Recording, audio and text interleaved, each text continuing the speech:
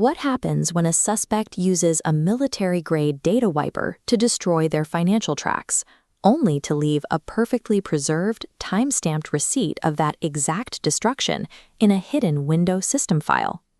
Welcome to reWant, Courseware, an AI-narrated video series unpacking the latest lectures of Professor Adam Scott Wandt of the John Jay College of Criminal Justice in New York City. A modern digital investigation does not rely on isolated IT utilities. It operates as a strictly regulated chain of hardware, software, and procedures. Every investigation progresses through three mandatory layers: physical acquisition at the base, software analysis in the middle, and documentation policy at the top. These are locked together by Federal Rule of Evidence 702 and the Daubert standard, dictating what courts accept as valid expert testimony. A failure at any single point in this structure breaks the chain of custody. When that happens, technical findings cease to be scientific proof and immediately become legally inadmissible. The first layer, acquisition, grounds the investigation in physical reality.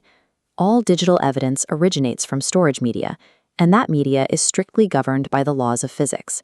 Look at the interior of a traditional hard disk drive.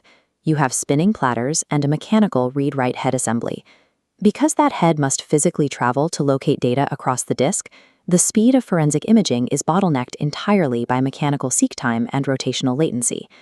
Solid-state drives eliminate those mechanical bottlenecks. By storing data in NAND flash memory chips, they bypass the need for physical movement, allowing for massive data transfer rates. But SSDs introduce unique forensic vulnerabilities. To maintain efficiency, the drive's controller uses wear leveling and trim commands. When a user deletes a file, the controller immediately issues a trim command to zero out those blocks, permanently destroying the deleted data before an examiner even arrives at the scene. To prevent the host operating system from triggering these commands or altering timestamps during acquisition, examiners deploy a write blocker. This hardware device acts as a physical one-way gate, allowing data to be read while actively stopping any write commands from reaching the suspect drive. However, a severe vulnerability exists in modern fieldwork. Many labs still rely on legacy write blockers designed for SATA connections, which are entirely blind to modern solid-state architectures. This schematic illustrates the NVMe gap. While legacy SATA write blockers successfully intercept signals on a standard SATA bus, modern NVMe drives operate on the PCIe bus level. A legacy blocker cannot intercept those commands, meaning write signals silently bypass the block and hit the evidence drive. Examiners must use purpose-built hardware, like the Tableau T8U, specifically engineered to intercept commands at the PCIe level. Before imaging begins, the examiner must verify the compatibility between the specific drive type and the write blocker, and log that exact hardware configuration in the chain of custody documentation. Choosing a legacy write blocker for an NVMe drive is a fatal procedural error. A defense attorney will use that undocumented hardware mismatch to demonstrate that the drive was exposed to modification, successfully invalidating the entire evidentiary image. Once a secure bit-for-bit physical image is acquired, the investigation moves to Layer 2, analysis, where forensic software parses raw binary into human-readable evidence.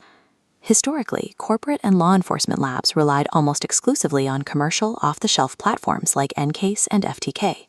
Today, open-source toolkits like Autopsy for disk forensics and Volatility for memory analysis offer robust alternatives. Open-source tools are no longer relegated to secondary tasks or budget-constrained labs. They are fully capable of serving as the primary analysis platform in federal fraud investigations. The legal parity between commercial and open-source tools depends entirely on rigorous scientific validation. Tools must be evaluated under frameworks like the NIST Computer Forensics Tool Testing Program, which tests for repeatability and precise output reliability. Organizations like the Scientific Working Group on Digital Evidence translate these NIST foundations into field practice. Their 2024 minimum requirements require labs to document internal verification tests, establish known error rates, and confirm tool integrity before deployment. Federal courts evaluate evidence under Rule 702. They do not factor in the cost of a software license.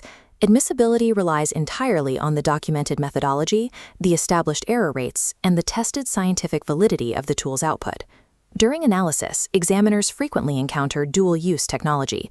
Tools like Tails OS or background keyloggers can be used legitimately, or they can be deployed by suspects to commit financial fraud and intercept communications. To counter this, examiners utilize specific utilities like System Informer. This allows them to surface hidden background processes and identify unauthorized data exfiltration that a standard directory search would miss. This creates the paradox introduced at the beginning of the video. Suspects frequently attempt to cover their tracks by running artifact wiping software, inadvertently creating highly specific evidence of their own cover-up. This happens because of Windows Prefetch. Prefetch is an automated operating system designed to speed up application load times by silently recording the execution history of every program run on the machine. This visualization shows the output of Eric Zimmerman's PECCMD utility parsing those prefetch files. The output extracts 3 critical data points for every application: the exact executable name, a precise last run timestamp, and the total lifetime run count. When a suspect executes a data destruction utility like CCleaner, Windows creates a prefetch record for that wiping tool.